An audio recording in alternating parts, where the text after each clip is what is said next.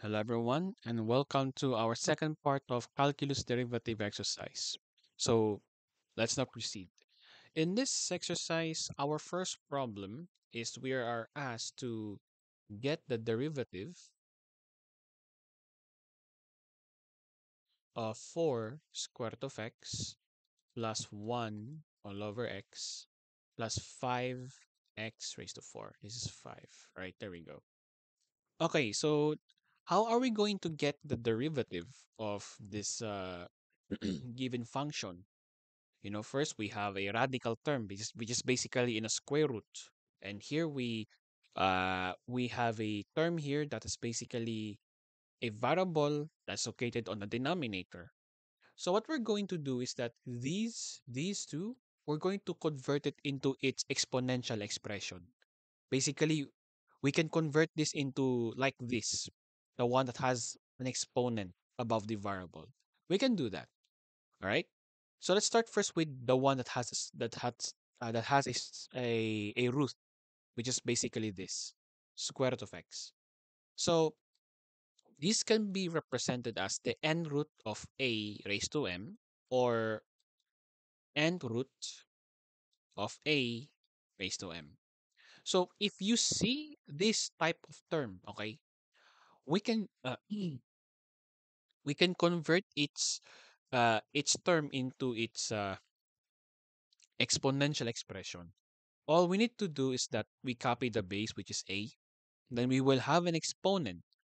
So the exponent here, it's in fraction, which is m all over n.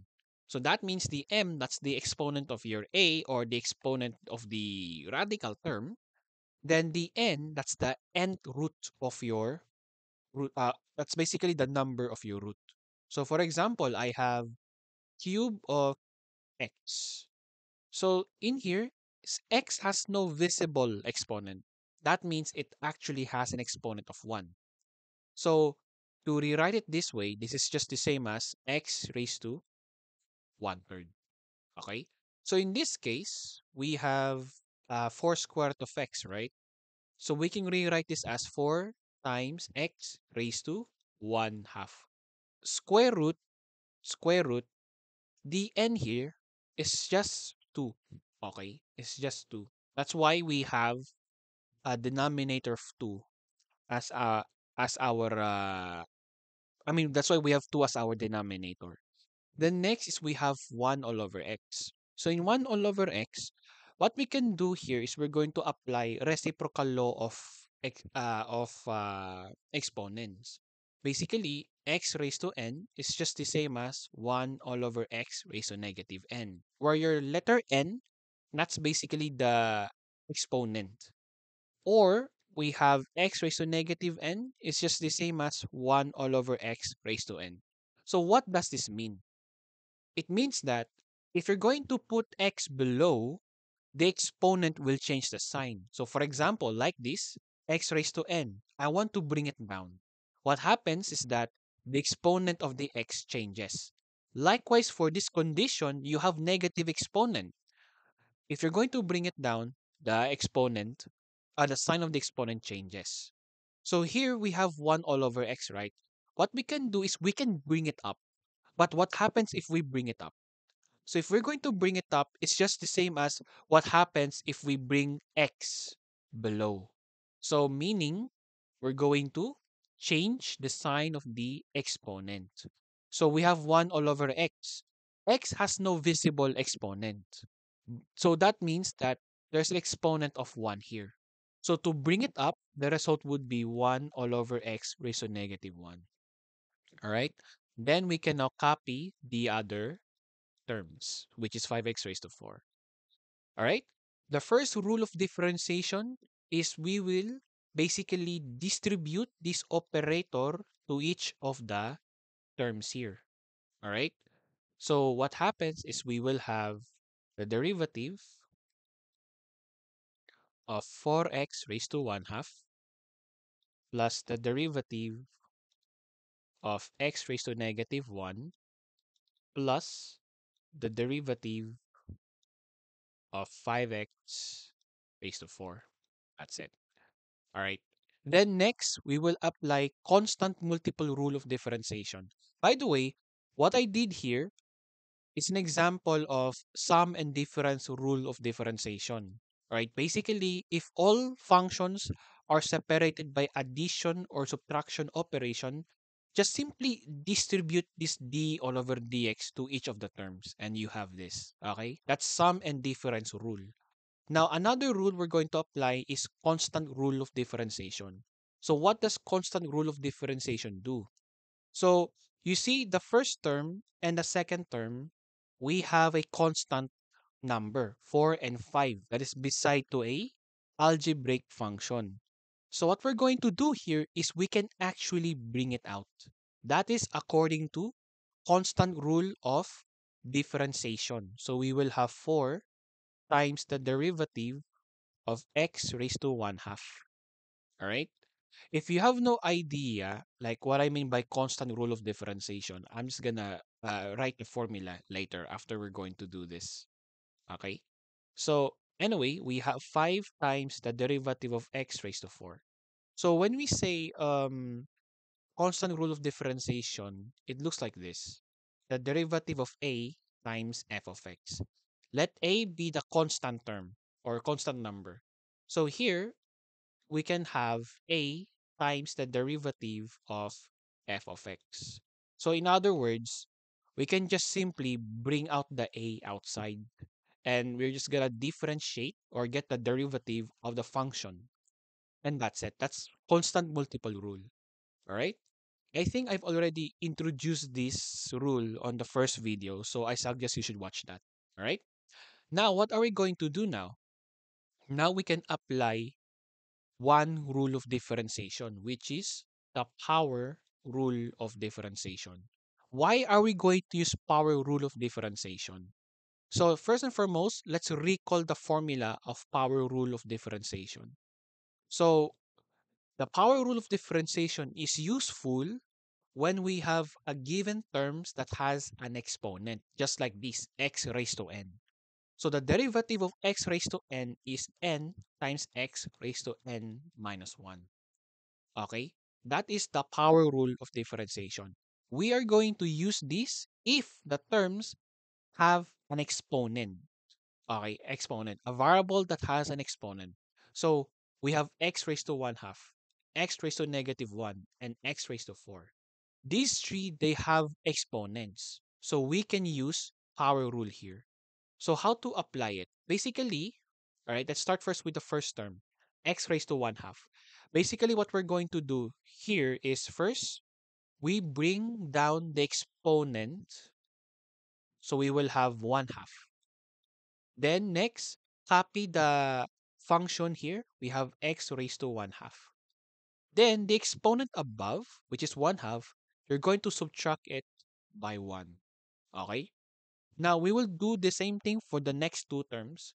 So we have x raised to negative 1. So bring down the exponent of negative 1 here. I bring it down. So we will have negative 1. All right. Then next, copy the function here, which is x raised to negative 1. Then the exponent, you're going to subtract it by 1. All right. Then next, we have 5 times x raised to 4. We will apply power rule. So bring down the exponent 4. So we will have 5 times 4. Then copy the function here, which is x raised to 4. Then subtract the exponent by 1. And with that, we can combine everything. So 4 times 1 half, it's 2. 1 half minus 1 is negative 1 half. Here we have plus negative 1. So positive times negative, we have negative 1. So negative 1 times x raised to negative 1 minus 1, we have negative x raised to negative 2. All right? And plus 5 times 4 is 20. X raised to 4 minus 3, 4 minus 1, we have 20x cubed. All right? And that is our final answer. If you're asking me, by the way, why is it that when I bring down negative 1 earlier, like, wait, when I bring down the negative 1 earlier, here, earlier, what happens is that I have a parenthesis of -1. I have a parenthesis because it has a negative sign. So if there's a negative sign, it's better to put parenthesis so that you guys won't be having a chance of mistaking a sign. Like it's better to put 4 minus quantity -1 instead of 4 minus -1. So this is confusing. This one, on the other hand, it's not confusing. All right. So bottom line, if there's a negative sign here, it's better to put it with parentheses. Okay. So yes, this is our final answer. Or we can simplify this one, right? We have a negative exponent, -1/2, -2. We can actually make it positive. Remember reciprocal law of exponent, where if you're going to bring the variable down or up rather, the sign of the exponent will change. So here, I can bring my x down so that the sign of the exponent will become positive. So become 2 times 1 all over x raised to 1/2 minus 1 all over x raised to 2 plus 20x cubed. Then we can now combine them. So we have 2 all over x raised to 1/2 minus 1 all over x squared plus 20 x cubed. Okay, so we can leave this as our final answer. We can leave it this way. It's still correct, right? And actually, there's one more way to simplify this too, But I think let's just leave it that way. I don't want to waste a time here explaining this problem.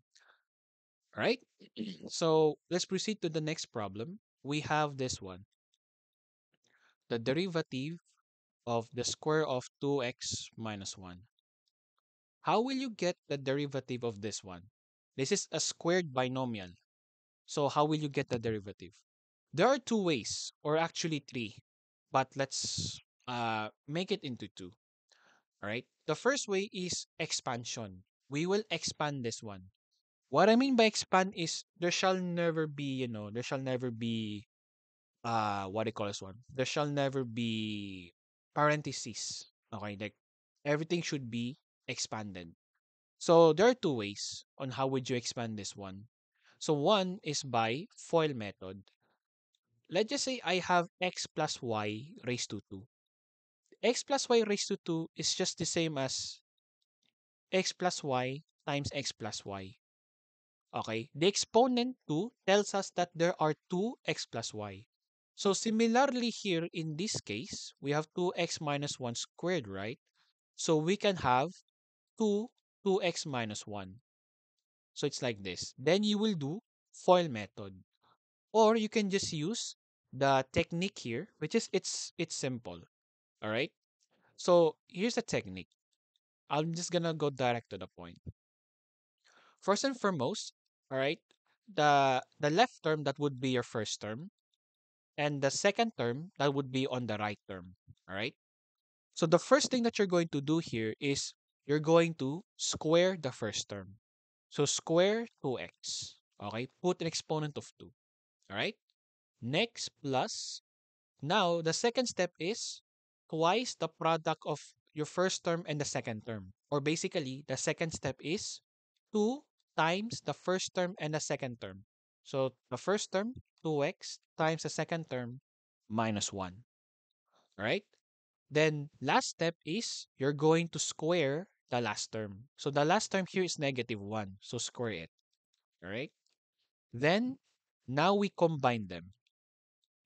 The square of 2x is 4x squared. So you're going to square the 2 and the x here, so you have 4x squared. Next, multiply 2x and -1 together, you will get -4x. Then here, if you're going to square 1, you'll get +1. Okay, and that's it. Then since the given function here is now expanded, there's no parentheses, now you can get the derivative. So again, sum and difference rule of differentiation. Distribute d all over dx to each of the terms. So you will have d all over dx of x squared, 4x squared, minus the derivative of 4x, wait, minus 34 4x, plus the derivative of 1, right? Now here, on the first term, we have 4x squared. 4x squared. So meaning, we have a constant 4 and we have an algebraic function of x squared. So here, for this term, we can apply what we call as the constant multiple rule, which basically means that if there is a coefficient, you can just bring it out.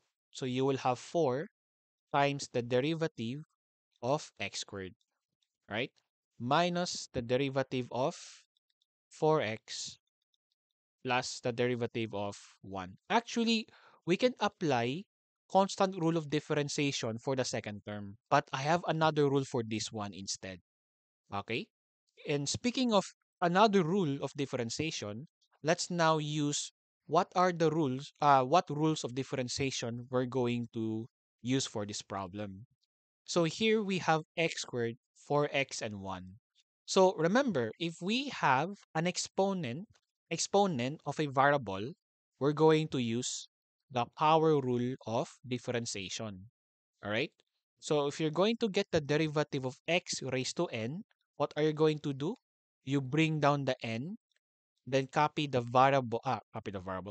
function x raised to n, then the exponent, you're going to subtract it by 1.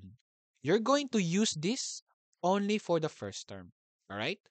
Or you can use it to the second term if you like to. But just like what I said earlier, I have another rule for this one. So this rule, I'll call it as constant, basically a constant with a variable, which is like this one. The derivative of a constant with a variable. Here, the variable here has only the exponent of 1, meaning there's no exponent of 2, -1 whatsoever. It only acts as a letter, like, like x. Just like, for example, 3x or -2x or 1 half x. Okay? So how will you get the derivative of these? Okay, just like how are we going to get the derivative of 4x? So if you encounter these type of terms and you're told to get the derivative of it, the derivative of ax is just a. Okay? So the derivative of 2x is just simply as 2. The derivative of x is just simply as 1. All right? You're going to use this to the second term. And lastly, we have 1. 1 is a constant term, meaning it's just a number. So we have a that represents as a constant number. If you're going to get the derivative of a constant number, the answer here is simply 0. All right? So that will be for the last term. So now we're going to apply every rule in this problem. So in the first term, right, we have x squared. We will use power rule of differentiation. So we have x squared, right? So what we're going to do is we bring down the exponent of 2. So we have 4 times 2. Then copy the function x squared. Then subtract the exponent by 1. So 2 minus 1. All right? The next minus the derivative of 4x. So we will use the second rule here because it has a constant and a variable only. Okay? It's not x squared or x raised to 3 whatsoever. So the derivative of ax is a. Therefore, the derivative of 4x is 4. And lastly, plus the derivative of 1. Since 1 is a constant term, so we will use this rule. So the answer here is what? 0. Because the derivative of a constant term is 0. Then now we combine everything. So 4 times 2 is 8. X raised to 2 minus 1. So 2 minus 1 is simply 1. Or we can just leave it that way, which is 8x. Alright, remember, x raised to 1 is just the same as x. So we can just leave it as 8x. Then we can have minus 4. Then that is our answer. Or we can actually simplify this because you see 8x and -4 are divisible by 4. We can factor out 4, in other words, in this expression. So we can bring out 4 in this expression. So we will have 4 times quantity 2x minus 1. Right? And that is our answer. All right. So here we can leave this as our what do you call this one? We can leave this as our last problem for today. But in the next part, I'm going to introduce to you what are the other ways for you to solve this problem. Or what are the other ways? All right. So that will be all for today. Thank you.